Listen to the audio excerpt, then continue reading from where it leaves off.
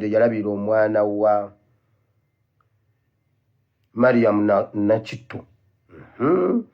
Omukyala yalabirira omwana wa Olivia Lutaya n'agamba bamuwe essomero eddungi n'awayo ssente okwambala okulya okunywa buli kimu nga bwe zituuka ennaku enkulu buli kimu omutwalako out buli kimu naye bambi byonna tewali kyatuuka tewali na kimu kyatuuka okutuusa Olivia Katende lwe twakyusiza omukyala bwe yangamba nga yeekengedde omukyala we yeekengerera lwe lunaku Secretary General yagendayo. Secretary General bwagendayo aba family ebintu bye byayogera byakanga ono sponsor abadde sponsoringa family eyo. Najja mu kabox nangamba Secretary General byayogedde n'abantu bali bye bayogedde nga sibitegeera. Be batamatira oba problem eriwa. Ne mubuuza kiti nangamba mbadde nkola bwenti ne bwenti over ngenda mu myaka ebiri. Ne mugamba okay tufune omuntu omwala agendeyo. Kati ku ground ne nnoonya omwana oyo Oliver Katende n'agendayo yagenza otuukayo nga terina kye baali bafunye. So awo we twakitegeeredde ne bakyusa channel. Bambi ng'ebbanga ppitirivu nnyo ng'omukyala ataddemu buli kimu ng'ayagala family waakiri etikukeko omugugu ogusinga obuzito. Naye bwe kityo ne kitasoboka. Bannayuganda bangi bakozesa struggle okugiryamu obuli. Bannayuganda bangi balira ku maziga ga bannaabwe nti osanga munnayuganda akaaba asaba obuyambi butuufu ng'ali bubi yeetaaga okuyambibwa. Abazira tisa olusituka bayambe ku muntu oyo ate abangi bagikozesa nga advantage bo okwegaggawaza naye ng'ate bayinza okuba nti balina ne ku busobozi obusobola okweyimirizaawo. Tulina baganda baffe abaawambibwa ne babuzibwawo nga nejje buli eno famire zaabwe ezibalabangako. Tulina baganda baffe abali mu makomera n'olwaleero nga famire zaabwe zibonaabona kubanga abo baali balina obuvunaanyizibwa obulabirira abantu baabwe. Abaana abaasibwa nti abamu balina abaana naye ekyewuunyisa nti omuzira tisasobola okufaayo n'agamba katuyambeko ku famire ya gundi oba baamusiba oba baamuwamba ne bamubuzaawo. Tugira tukwatagana tuyambe ku famire eyo. Abazira tisa batera okukola ku nkola ey'okuyamba bali mitala w'amayanja. Beesiga bannayuganda abali ewaka n'afuna omuntu nti gundi gwe twesize yasobola okutuyambira famire eyo. Babaweereza obuyambi okulabirira famire. Naye oli n'ataba na nsonyi. Ssente zimuweebwa zonna ziyambe famire ziweerera abaana b'abantu abo n'azikuba ku mumwa. Famire n'atagiwako wadde ennusu 10 ne basigala mu kubonaabona. Kyewuunyisa nti gwe omuntu ali obulungi ng'oli bweru osobola okukola ate bakuwadde obuyambi bw'omusibe obuweerera abaana be naye n'abaana n'obaleka nga tebasoma gwe alina emikono akola ate n'akasente akakuweereddwa n'okakuba ku mumwa. Kye kigambibwa nti struggle abamu bagirimu lwakuba balina bye baginoonyaamu. Abamu bagirimu kufunamu kasente wadde nga n'abali ku byaddala mwebali. Ne kitasoboka. Gwasembyeyo. Okomyewo obukomi nedda ssebo. Okomyewo obukomi. Tosobola kukuba ddabo wano. Tosobola kukuba wano ddabo. Njagalayo omuntu omwasembayo nga tonnajjako wano.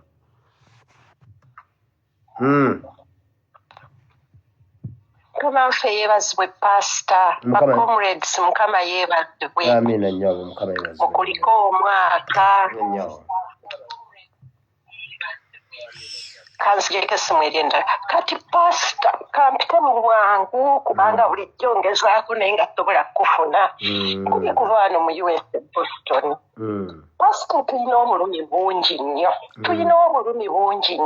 Naye obwo obulumi twabugumira kubanga tulwanirira ggwanga lyaffe. Pasita okuva nga October 5 twafuna obulumi obunene nnyo.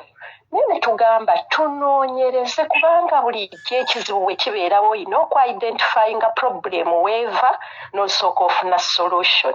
Nasanyuse nnyo olunaku lw'eggulo kubanga obadde totudde, obadde teweebase, You identified the problem, kati tulina kunoonya solution. Pastor tuli ku lwaffe. Tetulina bannaddiini, tetulina ba investor, tetulina bagagga, tetulina kintu kyonna nga bannayuganda. Kyokka kali akabijja katono katutuddeko kanyigiriza ffe abangi abanaku ne katumaliramu ddala akategeera n'amagezi. Ate naffe be banyigiriza ne tugezaako bayamba okgenda mu maaso. Ekintu ekyo kifuuse ekizibu ekinene ennyo nti bwe tuyingira 2024 ne tutakisalira magezi, pasita tetuyina gye tulaga. Kano akabinja akatono akatunyigiriza tusaze magezi kiffe abanaku, abaana abali ku ground abakola ennyo buli kimu okubanga tukisuppressinga ne tuyitawo ne tugenda. Njagala okudda emabega pasita olaba engeri president gye yakolamu twaze. Abantu abo bonna tuyinza okulemwa okujjako Museveni oyo tetusobola. Naye waliwo ekintu ekitagatta.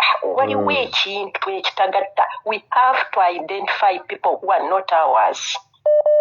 Tubejje, tubaboole, batuveemu, then tutambuze ekintu kyaffe tujjeko Museveni, ebirala tuneesootinga nga tutuuse. Diaspora weetuli. Ne diaspora naffe tumanyi omulimu gwaffe guli ki mu struggle. Tutoole ssente. Tutoole ssente tumanye nti omulimu gwaffe kusupportinga struggle. Si kwogera bwogezi. Ogera n'owulira amasimu mangi mu diaspora gawogera kino, gawagalya amagezi, gawagalya diaspora. Omulimu gwaffe ssente ate nga ziyamba ku ground, si kuyamba mu diaspora. Ebyo bye byange pasita neyanziza nnyo ssebo neyanzige. Amina. Happy New Year to you. Amina. Bye dear. Kinuma nnyo okuleka omuntu akuba essimu nga simukutte naye ate obudde buweddeko. Njagala kugenda mu bino ebirala ate ovuddeko nga nkukutte. Kale amasimu tugaggaddewo.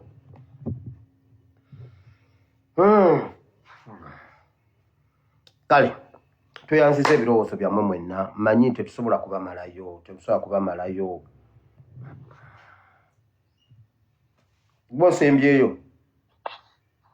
So mukulu gyebaleko. Kale ssebo. Omwaka webale guyingira. Mukama yagutuyisizaamu ssebo. Amina naye webale kuweereza. Naye ekintu kye nabadde ndabye yesterday nti bulijjo tunoonya spark off, naye yesterday twamisinza opportunity kubanga buli omu yabadde mu kibuga, abantu babadde bangi, naye bannayuganda oba lwaki tetulaba opportunities zino ne tuziteekinga. Yesterday ab'enkuuka babadde bangi, abali eno singa twavudde awo balina engeri gye bayinza otukwatako buli muntu yenna yabadde mu kibuga. Babadde tebalina naye kati bintu bizibu kubanga jjukira Museveni tatukkiriza kukuŋŋaana, bwe mukuŋŋaana abattaano nga babayoola. So opportunities zino tulina oziteekinga bwe zijja, naye katusuubire nti guno omwaka tujja kukola ki? Tujja kwenonola. Ate nalabye n'omusajja yesterday Mayiga nga ali mu kwekaza naayo Abanyarwanda, omuntu agenda otuwonya Abanyarwanda bannaaye. Abanyarwanda tujja bawona. Tweyanziza ssebo. Baneka nkwata omuntu w'e Kenya ono abadde akuba direct. Gwe gwasembyeyo omusajja goba mukazi gwe.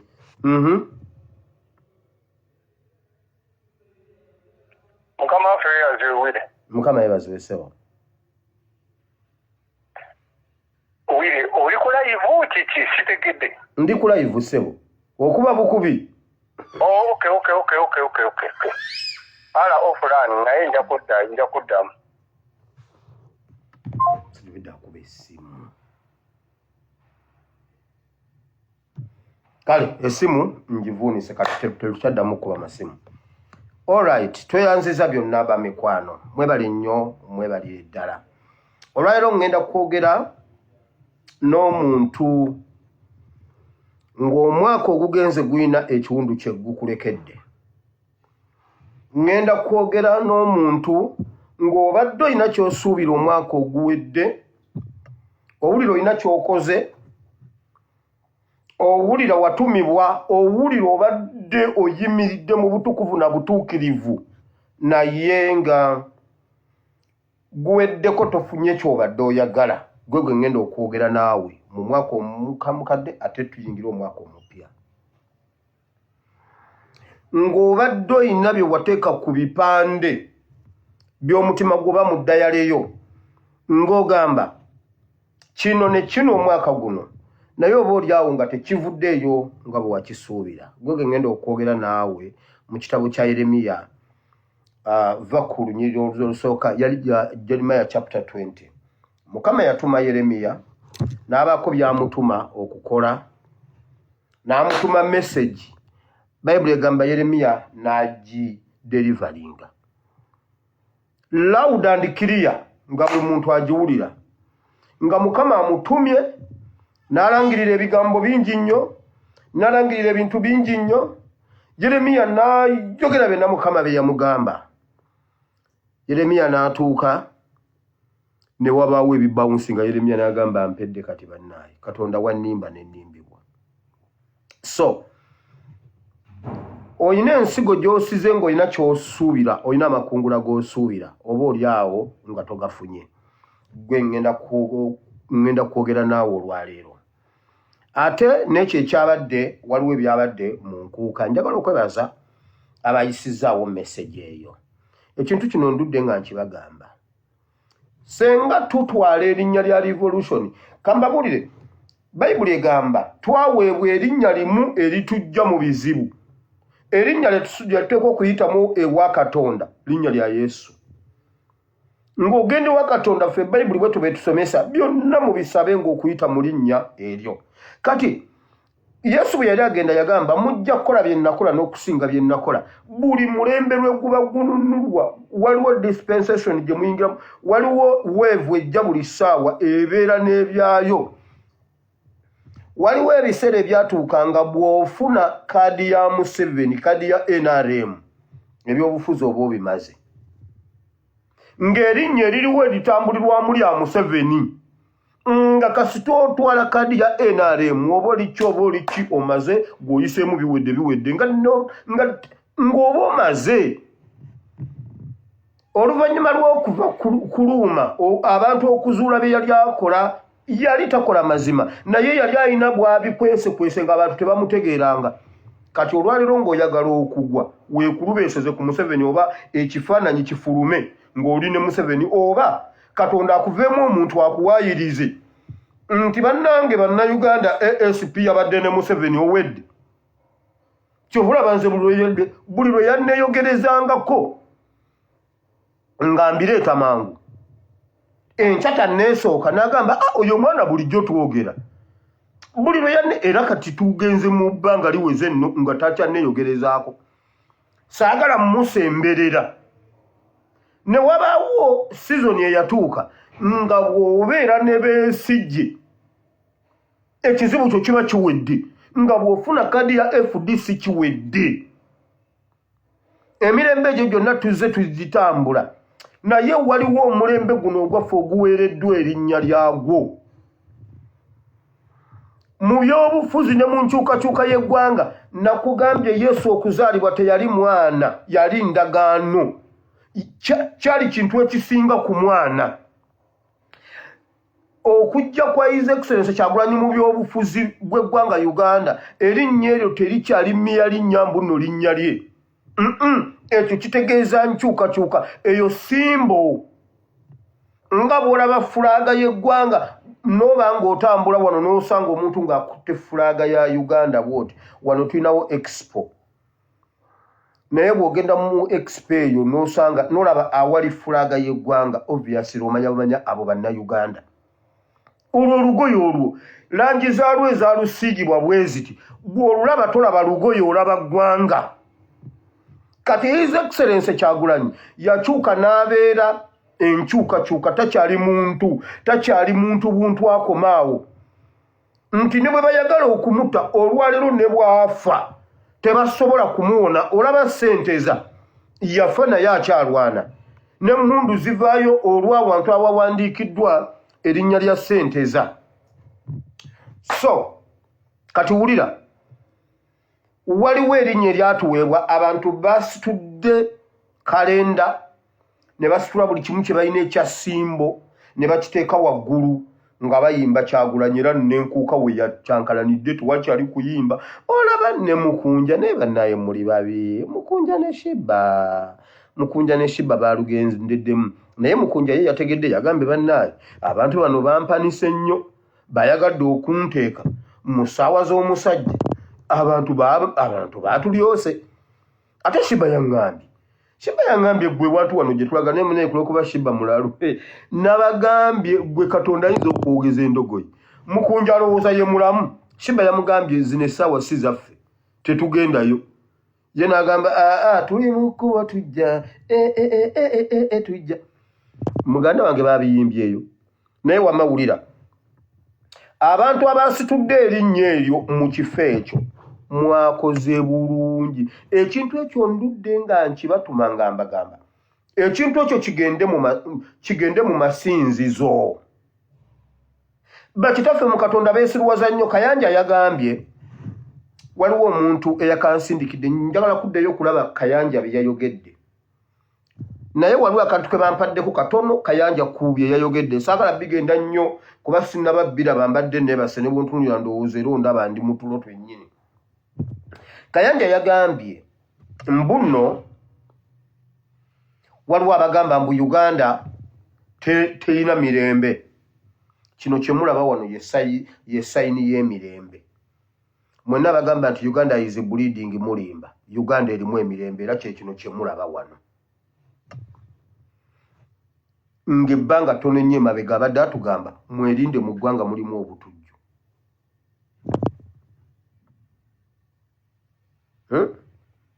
bannaye mu ggwanga mulimu obutujju kati atugamba nedda mu ggwanga mulimu emirembe era kino kye bayita emirembe kye mulaba wano naye mwenna tetubafuddeeko olunaku lwammwe lujja wulira eryo erinnya tulitambuze buli wamu wonna we tulaga kubanga kati lyerisumulula ebisibye ebya politics mu ggwanga Uganda Katikkiro yatuuse n'okulimba bwe musirika ngenda mubaleetera ndaba bakutandika kulondoola ekiri emabega wa Ssaabasajja Kabaka obutajja okumuleetako n'alabikako n'embeera gye yabadde alabikamu nyina ebintu by'essireka awo nze ebbanga lye mmaze ne Museveni Ssaabasajja Kabaka bwe yabadde afaanana okutuleetera Ssemakookiro ne bamutulaga abasajja bano batulaga musika waliwo ebintu byentunuulira nga simbooza ezo nze nyino zeetegereza mwalabye jjo baleese Kyabazinga ng'ali mu katishaati ng'alina n'eggata mu kiwato nabagambye Kyabazinga bamulongoosezza wa e Dubai genda otunuulire bwe yabadde ayimiridde bwe yabadde ojjukira bwe yabadde atudde ku kifaananyi kye nabateereddeyo ng'ali ne Kabaka w'Egindi nga atudde bw'ati genda weetegereze Kyabazinga alina ggata alina ekintu ekimusibye mu kiwato tubagamba ebintu bino mubirabanga ebyokusaaga bakabaka baasirika bali under attack olw'okuba baasirika kati batutte Bayibuli kyegamba bw'osirika sirikiranga ddala akasajja kali eyo kabanyiga kali eyo kababonyaabonya kali eyo kabakola beetaga tebakyalina we bayisa ddoboozi lyabwe kutulaajanira kubanga naffe bwe twabalaajanira baasirika waliwo mbadde nga nakazuuka nengezako okukebera ku message ng'abantu muŋŋamba in fact ne video yange ey'eggulo eyasembyeyo sinabagiraba naye waliwo bendabyeku katono awo nga ŋŋenda okugira naye nga message zensuseeko nga mwebaza nti program yabadde nnungi kale twagezezzaako okukwata ku biruma Uganda tetwabimazeyo naye waakiri twagezezzaako okubikwatako n'okubyogerako okuggyayo ekifaananyi ekituufu ekiri mu ggwanga nange video buli lwe mmaliriza video yange nyina okuddamu ogiraba naye eno sinabagiraba ey'eggulu eyasembyeyo ngenda kuddamu ngirabe kuba ASP yagenza okujja nga siriiko njagala kugenda giraba ate neeno nayo ngirabe now kati wulira kansooke njogere naawe bambi ba mikwano temukuba esimu twazigaddewo mukwano. Mujje ku Friday. Nyina n'amawulire amalungi, akaunti yaffe YouTube channel ya Flashlight yagifunye bagimuwadde bagimuddiza. Ku Friday tujja kubeera kweri Flashlight yennyini Kabejja.